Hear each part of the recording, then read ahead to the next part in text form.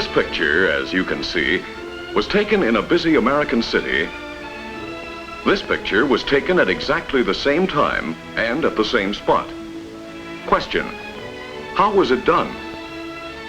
A modern motion picture camera photographed the traffic in action, while the Daguerre camera, the great-great-granddaddy of all cameras, was used to photograph the buildings alone.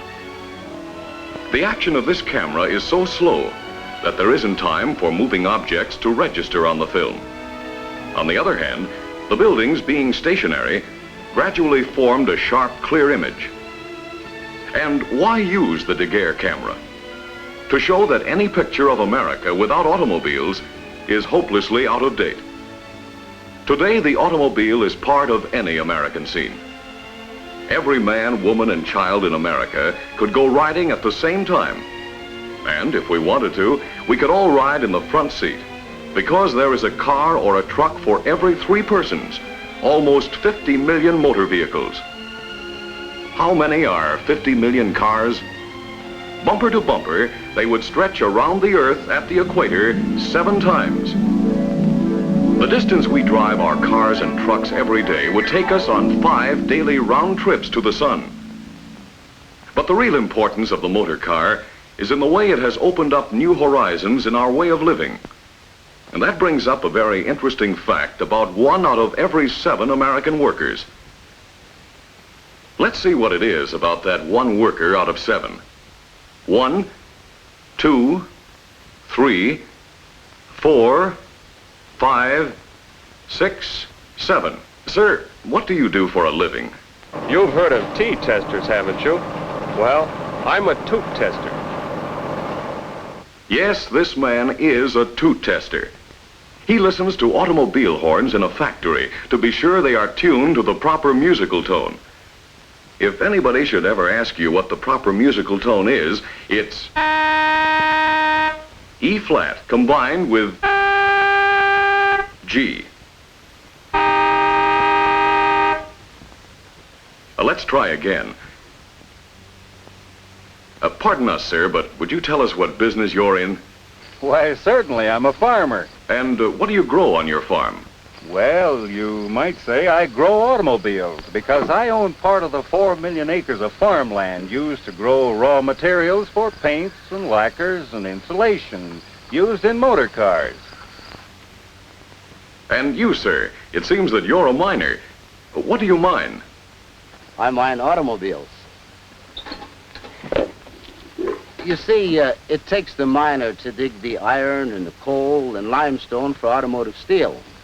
And then, of course, some of us dig the copper and lead and molybdenum and sulfur that go into automobiles.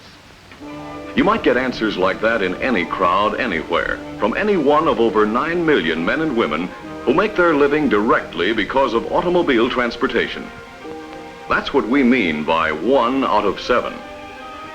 Let's see how many it takes to make over 9 million people. We'll begin with the city of Los Angeles, which has become our 4th largest city. Suppose every family in Los Angeles should decide for some reason to move elsewhere. Then suppose into each house left vacant, there should move a family of a worker in the automobile industry, the 1 man out of 7. Actually, Los Angeles isn't nearly big enough to hold them all, nor, for that matter, is the whole state of California.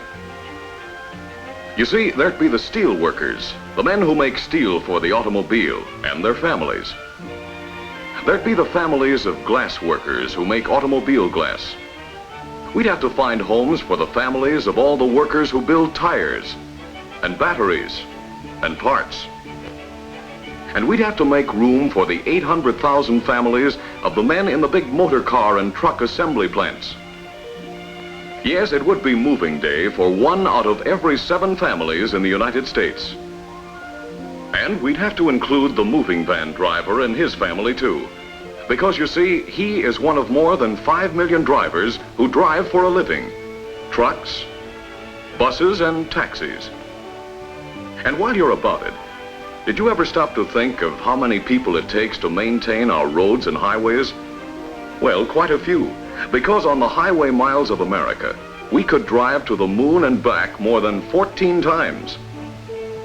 Well, does that account for 1 out of every 7 workers in America? Not quite. But it does when you add the men who sell motor cars and the men who service them.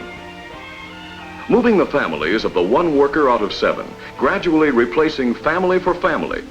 We'd need all the houses in California, Oregon and Washington, Idaho, Utah and Arizona, Montana, Wyoming and Colorado, and part of Texas to find homes for the people who make their living directly because of the motor car.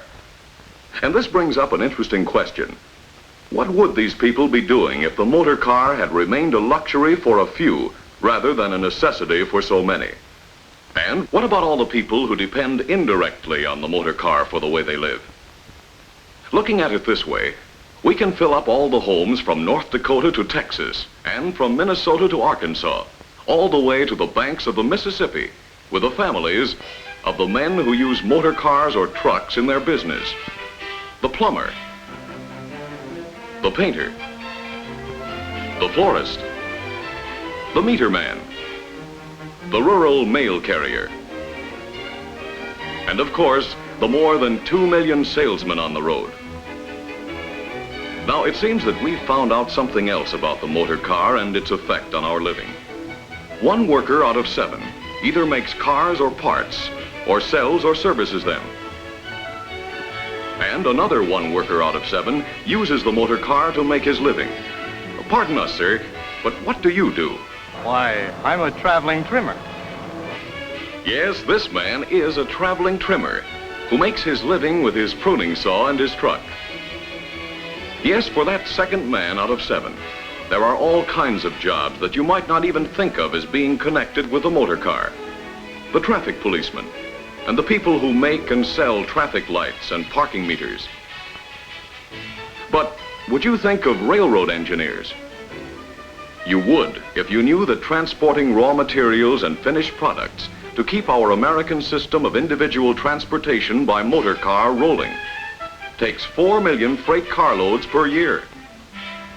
1/6 of all retail business firms are connected with the automobile. Yes, even including little Jimmy's first business venture, the motor car makes business for America. And 1 out of every 5 retail sales dollars in America changes hands because the motor car made it possible. Yes, the motor car has been a key factor in all the ways we do business in America. But it has had even greater effect on the way we live and the pleasure we get out of living.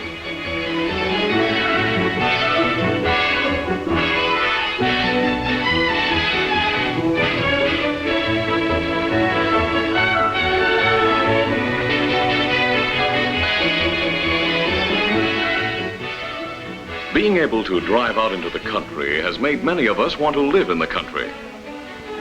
And the motor car has made it possible for millions. Today, suburban construction is more than 3 times the construction in the city. And just as the motor car is a tool for working, with more than half of us using it to go to and from our daily work, so it is a tool for enjoyment. It puts America at our doorstep for business or pleasure. Whether you're traveling on business or pleasure, the chances are even that you'll travel by motor car. More than half of us take yearly vacations, and most of us take them on the highway. As a result, the tourist and resort industry ranks among the 3 most important industries in 16 states. We have seen how the Daguerre camera, a camera from the past, can take a picture of the past to show how our horizons have been expanded by the motor car. And the greatness of America has been that we are never content to stop at the horizon we can see. We know that there is another and another horizon beyond. The motor car industry, as it has recognized its responsibilities in our progress through yesterday to get where we are today, is already at work on the design of tomorrow, exploring, developing, testing, to improve the cars we drive, to make them safer, more comfortable, more enjoyable. If we are to realize in full the motor car's vast potential for good, we must use it and care for it wisely. The motor car has been the key to open new horizons, not for the few, but for all. And all of us share in the responsibility of safeguarding the benefits it has brought. If we plan for the future, if we look ahead to clear all obstacles and roadblocks, if we recognize the importance of this great individual freedom of movement, the motor car will be the key to our ever-widening horizons of tomorrow.